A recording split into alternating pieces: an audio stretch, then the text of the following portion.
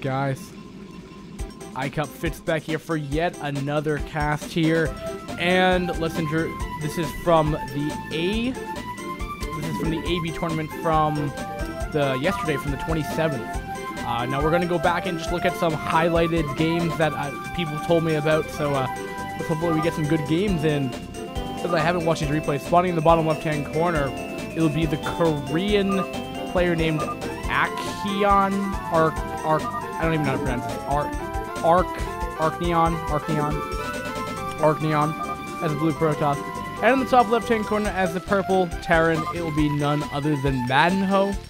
Both these players are considered B rank, so all that fun stuff that means for B ranks, which means I think we're in for a pretty good TVP. Now, don't let this music fool you. I am not entirely happy.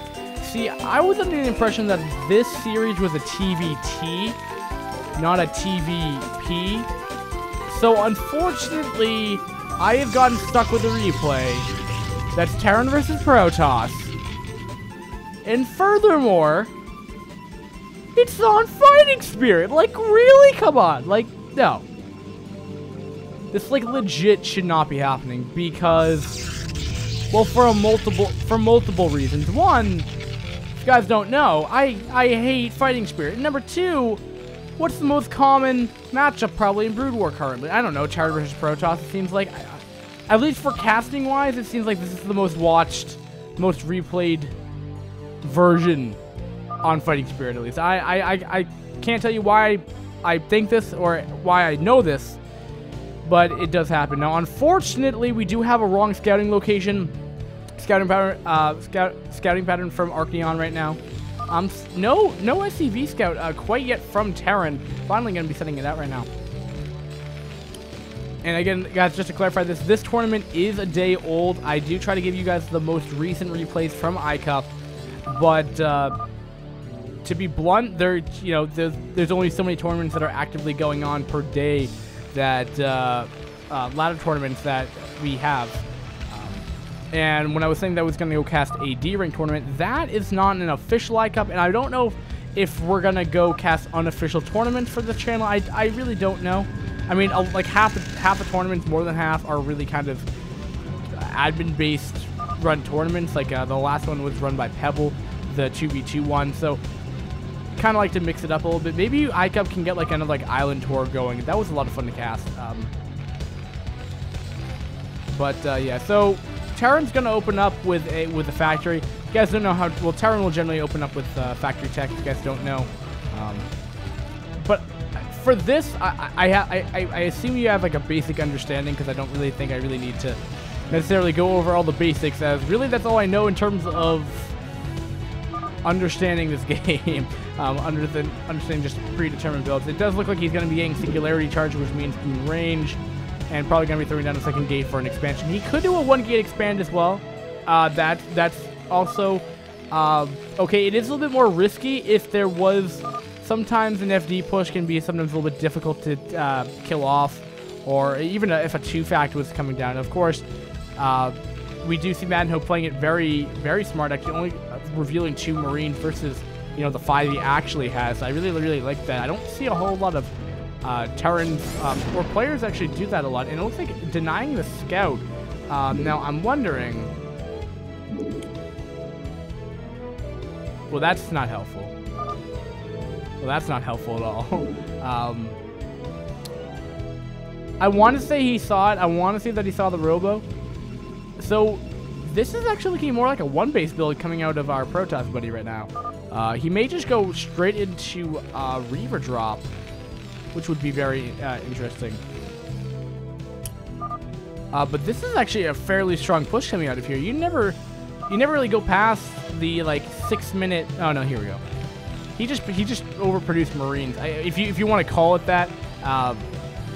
And I say overproduction more as like a quote unquote, because a lot of Terrans there seems to be like this unspoken rule of making like 5 Marines or 6 Marines, like never getting past that number. But we see MADiNHO actually breaking that rule with getting 7. So MADiNHO, in other words, is a baller. Now, is a pretty strong push looking coming back right here, but as long as the Goon's kite back, he should be okay. But kind of bad Goon AI, this may cost him. A lot of these Goons are low on HP right now. This could be fairly bad for him. I know, there we go. Okay, this push is starting to get really weak. Very nice control by Arcneon right now. Will not reveal that he's taking expansion as he is hiding the probe in the back corner right here. So well positioned here. He's yet to lose a single Goon. Just he has to make sure that these lower health Goons will have to go out in the back. Want to be careful of mines.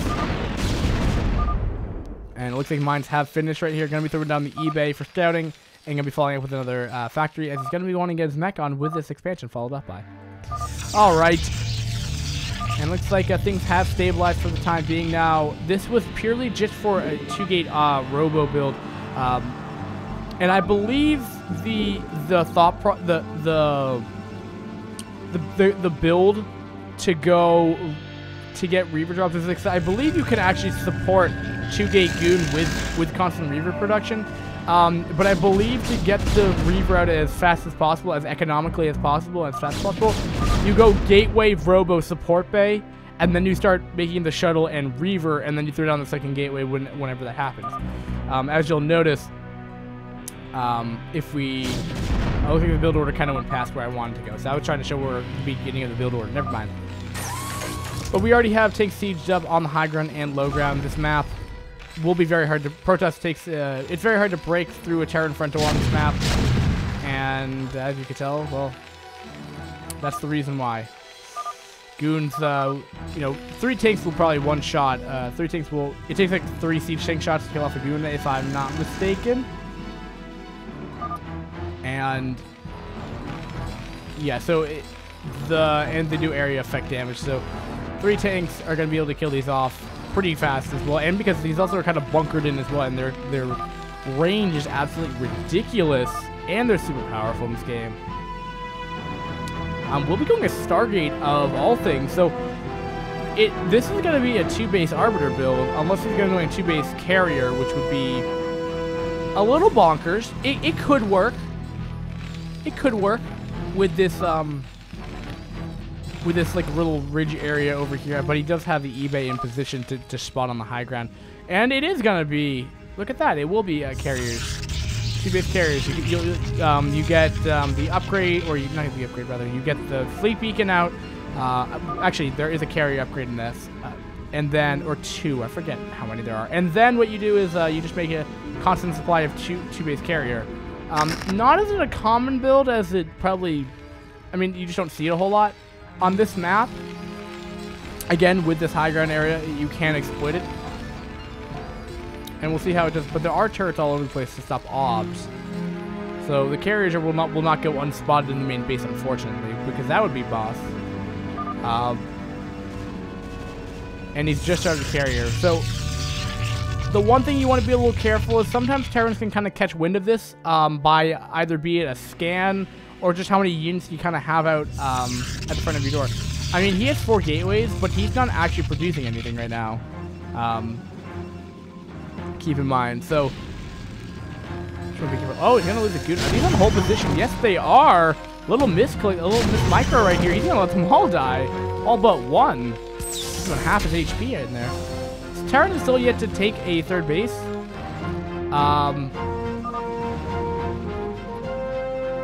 Which, at a B rank, I don't really know how to judge players' ability via their rank. Oh, the Goon.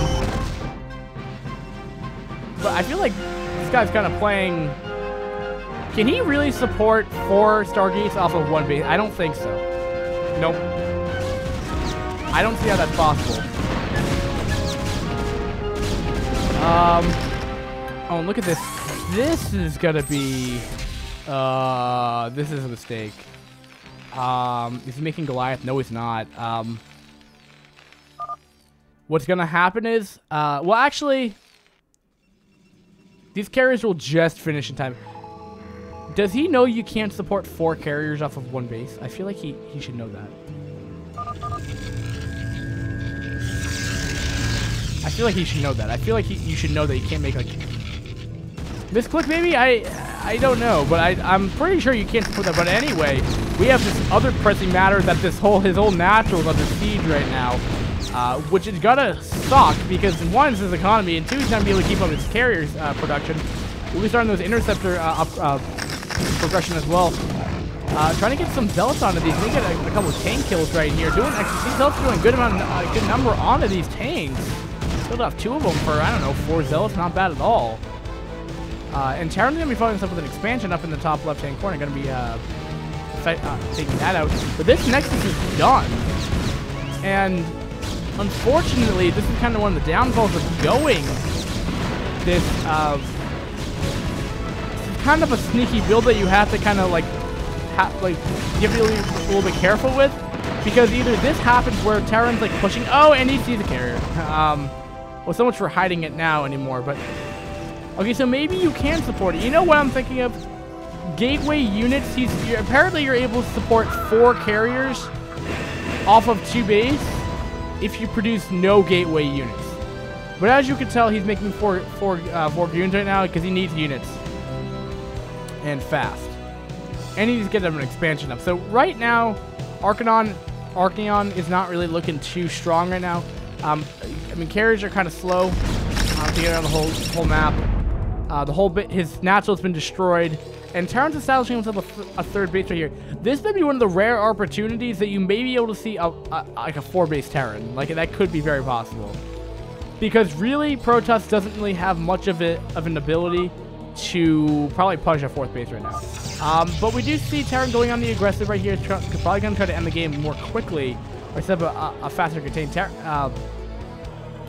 Same time here, we have carriers pushing across the map right now. And, well, turrets are good. You would want Goliath here. Because the turrets will not be able to hit the carriers in range of lugs and microing right here. But Terran has other issue, I cannot even think the sentence I was trying to think of. Has other plans, excuse me, and he's going to push right through this front door. And he still hasn't built his Nexus. We'll see if this will work, of course. He's trying to do as much damage on the natural as possible. But at the same time, there's Goliath at his main base. Goons are really, really good against Goliath. But this is a very interesting game. I'm glad we casted this series right here. He's just sieging up, and this is brilliant positioning right here. Carriers have retreated back home, and that hopefully should be able to clean this army up. But I mean, there's no hidden expansion. There's no nothing. Arcneon is purely off of what, 5 carriers, and he's starting to mine out of minerals. Oh, and he's supply block too, which is further unfortunate. And the problem is these carriers are wide in the open. Their holes can be target fired. Trying to clear up the tanks as fast as possible so the goons can get in there. Trying to do his best of his ability, getting out of there, but only leaving 4 carriers left, losing one of them. A lot of these Goliaths are dying. More reinforcements are coming. That's another, I could select them, 9 Goliath over there, leaving 4. And these guys, I feel like, are going to have a ton of HP left over. Yeah. And there's the 4th base being established. A little hidden 4th, but I mean, a 4th base on Fighting Spirit for Terran, you never see this. And none. I was just reading this little label here. It said none. Oh, well, it's gone now. Okay, never mind. Well, if you want to reference what I was talking about, go rewind like 5 seconds. Or maybe like 10 now. But the point is, yes. So he's pushing across the map now. Doing some awesome stuff. And carriers are in the center. This could be bad. These carriers are done. If I'm not mistaken, these carriers are actually done. Oh no, he's on the... Okay, so he's trying. That was close. That was really, really close. 16 HP on this one guy. That's a little tough. Now Protoss is gonna what needs to do what he is doing what he needs to be doing, which is purely to just double expand, because that's his only option really. He can't just continue to make off of 2 base, you know, gateway or carriers now, because now Terran has a hard counter, and it's really just not. He's just gonna have to go into a standard macro game. and just pray that he can try to come back from this. I don't really know if it's going to work out for him. I doubt it will, but at least he can try. And these Goliaths have super long health bars. This one dude's like, yo, dude, what's going on, bro? There was some harass going on here, which I apparently missed, unfortunately. But Terran still looking strong. Nexus is about finishing on the natural and main base right now. We'll be transferring the probes. So he's off of a 2-base economy, while Terran's probably up to 4 because he's been able to saturate his bases differently. He didn't have to max saturate, just 1 base with like 20-something probes on it. But he's just going in and trying to barrel through the natural, but there's a lot of turrets here. He doesn't care. He's going to the main base, going into production. What can you do? But Terran also at the same time is going to be pressuring this base, and this Nexus is done, unfortunately. So we're going to base trade, trading bases rather, not base trade, but trading bases rather. But Terran's going to be totally happy to lose his natural for this 3rd base being established for Protoss. Because really now this is only going to be a 1-base economy for Protoss at this point. And really, I don't think Terran's going to have any kind of difficulty getting rid of these, I don't know, what, five carriers? So he's made another one.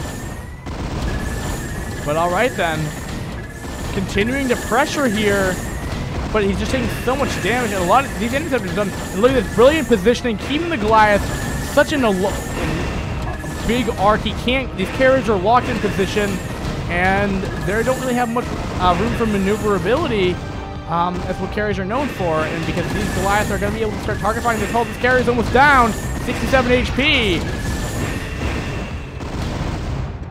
And we'll have to retreat for kind of. Oh, that was a bit of a pickle for our Protoss buddy right here. But really, I mean, still has no answer for this army right here. All right. Garrett's coming back in here. Surprisingly, the command center's taking no damage at all. And he's keeping Terran preoccupied at this moment while he's rebuilding his carrier forces. But again, he's only off of 1 base. Like, it's not like he has like a ton of space to work around with. Like, he doesn't. And Terran's taking a 5th base, like, if it matters at all. And he's just, look at this. This line never ends.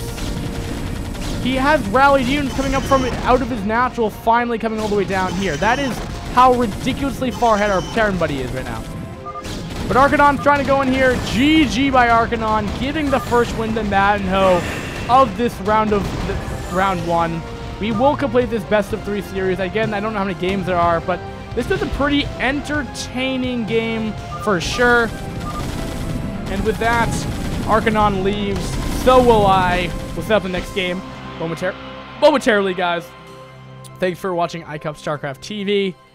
It's been your host, iCCup Fitz here, and we'll be back for game number 2 of the series. Peace.